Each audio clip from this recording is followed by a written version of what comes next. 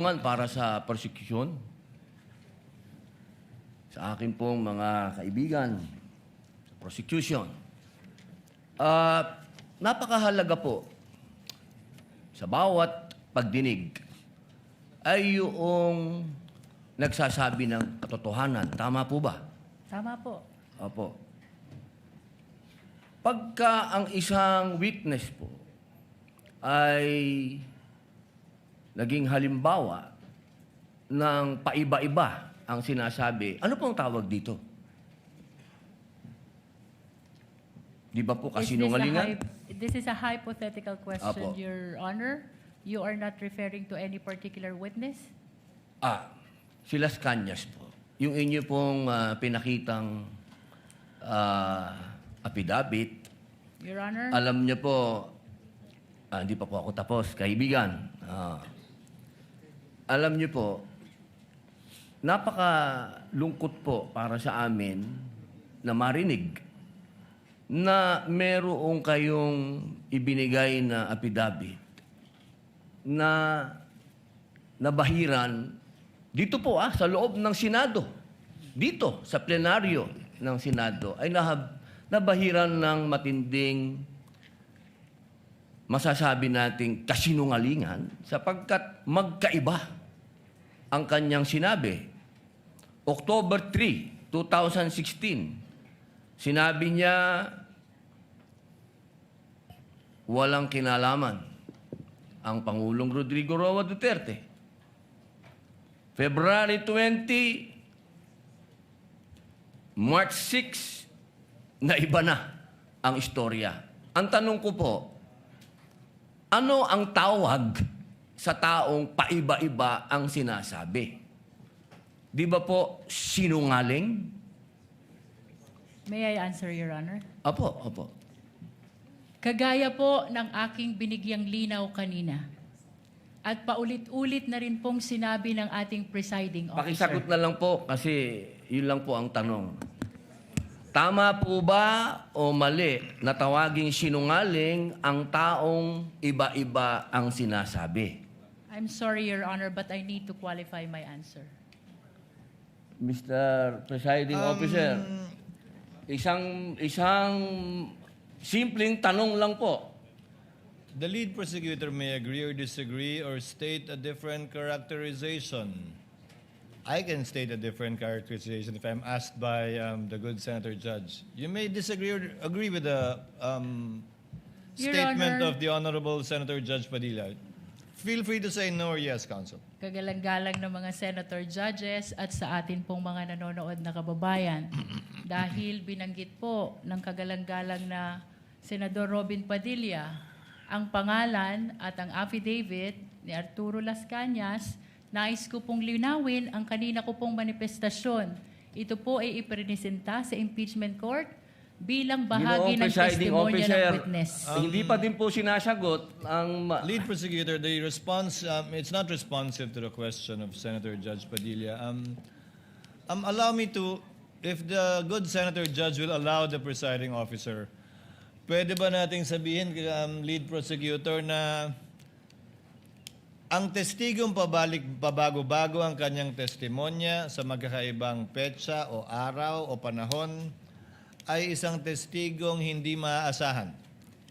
Without particular reference to Arturo Las Sa Cañas, pangkalahatan, I agree with you, Honorable Presiding Officer. Posible nagsisinungaling siya sa isa, nagsasabi ng totoo sa isa, o nagsisinungaling sa isa, nagsasabi ng totoo sa isa, hindi na natin malalaman yun. Tama po ba yan? Without particular reference to Arturo Las Cañas, I agree with you, Honorable Presiding Officer. Thank you. Maraming salamat po, aming ginoong You may proceed, tagapamahalang Senator hukom. Judge Padilla. Opo. Kasi po, katulad po ng sinabi ng aming Senator Judge, 10,000 hours, Pampilo Lacson, napakaliwanag po ng sinabi niya. At kami din po dito, ako po mismo ay gumawa din ng panukala na dapat yung mga nagsisinungaling dito, yung mga paiba-iba ng testimony na nagiging aming mga witness, ay dagdagan dapat ang sintensya ng perjury. Kailangan amendahan ang batas na yan. Ngayon, bilang pakiusap po sa inyo, sa prosecution, pwede po ba na sana ay maiwasan natin ang pagbibigay ng witness na may kasong perjury? Hindi na po ito si Las Cañas. Ang sinasabi ko po ay yung dalawang mahal nating witness, si Attorney Jeremy Lotok at si NBI Agent Talilong, na sa mga oras na ito ay may kasong hinaharap na perjury. Pwede po bang iwasan natin na may mga ganito tayong witness para ang nasasakdal po kasi dito ay ibinoto ng 32 million na tao. Sana po, aming mga mahal na kaibigan sa prosecution, ay isipin nating mabuti bago po tayo magbigay ng mga witness na may perjury na kaso o nagkaroon po kami ng dahilan na gumawa ng amenda na itong perjury ay amendahan. Pwede po ba yon? Your Honor, with all due respect, I would like to take exception to the question and manifestation of the Honorable Senator Judge Robin Padilla. First of all, we were able to verify already that there are no cases pending against the prosecution witnesses. In addition, Your Honor, and only to respond to the concern of the Honorable Senator Judge Padilla, ang conviction po ay hindi ground for disqualification unless it is final and unless it is punishable by more than 1 year and that the crime constitutes moral turpitude. Alam niyo po, napakaganda po ng inyong sagot. Sana hindi one-sided ang ating persecution. Ano? Kasi, alam niyo, pag kayo ang pagpabor sa inyo, alam niyo ba, bawal po ang ginagawa. Kindly maintain Presiding order officer, within the bawal court. po ang ginagawa nitong nasa harap natin, nagkukomento. Kindly maintain order in the court. The Sergeant at Arms, by authority of the Senate President, is directed to kindly maintain Hindi po order in the sila allowed. Mag-ingay. Korte po ito. Thank you. You may proceed, Senator Judge. Who was speaking? Ako po. You may proceed, Senator Judge. I was Padilla. interrupted. With due English. apologies. So, ibig niyo pong sabihin, yung mga senator judges dito ngayon na humaharap sa kaso, na hindi po pinapayagan ng ombudsman at hindi pa rin sila guilty, ano pong ibig niyo sabihin? Your Honor, with all due respect, ang question niyo po kanina ay kaugnay ng pagtistigo. Testigo nga, Referring to judges the nga yung witnesses of sinasabi the prosecution, Your Honor. Ang usapan po ay yung guilty or not guilty.